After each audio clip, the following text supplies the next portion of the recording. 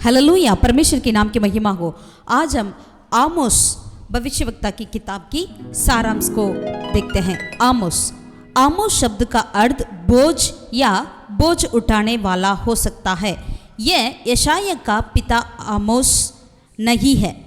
समय एवं स्थान, यहूदा का राजा उजिया और इज़राइल का राजा यारोबाम दूसरा के समय आमोस ने भविष्यवाणी की। इसीलिए ईशापुर 755 के समय काल में आमोस की पुस्तक लिखी जाने की संभावना है। लेखक यरूशलेम से 16 किलोमीटर उत्तर की ओर तकोवा गांव का रहने वाला था। भविष्यवक्ता आमोस स्वयं को याजक या भविष्यवक्ता नहीं परंतु चरवाहा कहलाता है। योना, होशे और यशायाह का समकालीन था। आमोस पृष्ठभूमि और संदर्भ, इज़राइल के विरुद्ध भविष्यवाणी करने के लिए नियुक्त किया गया भविष्यवक्ता था आमोस।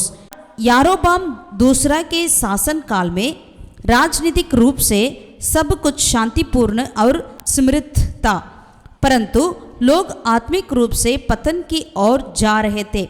इसी कारण उन पर भड़कने वाले परमेश्वर के क्रोध के विषय में बताने के लिए आमोस की नियुक्त हुई थी। विषय सार, इस पुस्तक में 8 भविष्यवाणियाँ, 3 संदेश, 5 दर्शन, 5 प्रतिज्ञाएं शामिल है। सच्ची आराधना की कमी, आधर्मिकता, इन पापों को भविष्यवक्ता प्रकट करता है। न्याय अनिवार्य है परंतु परमेश्वर उन्हें पुनर्स्थापित करेगा। प्रमुख पद 3 अध्याय 1 और 2 आयत। यीशु मसीह स्वर्गीय किसान। विषय विभाजन, पहला विभाजन परिचय 1 अध्याय 1 और 2 आयत में। दूसरा विभाजन 8 न्याय, तमिशक, गाजा, शोर, एदोम, अम्मोन, मोवाब, यहूदा और इज़राइल पर। तीसरा विभाजन न्याय के 3 भाषण, 1 इज़राइल का वर्तमान काल, 2 इज़राइल का भूतकाल, 3 इज़राइल का भविष्यकाल।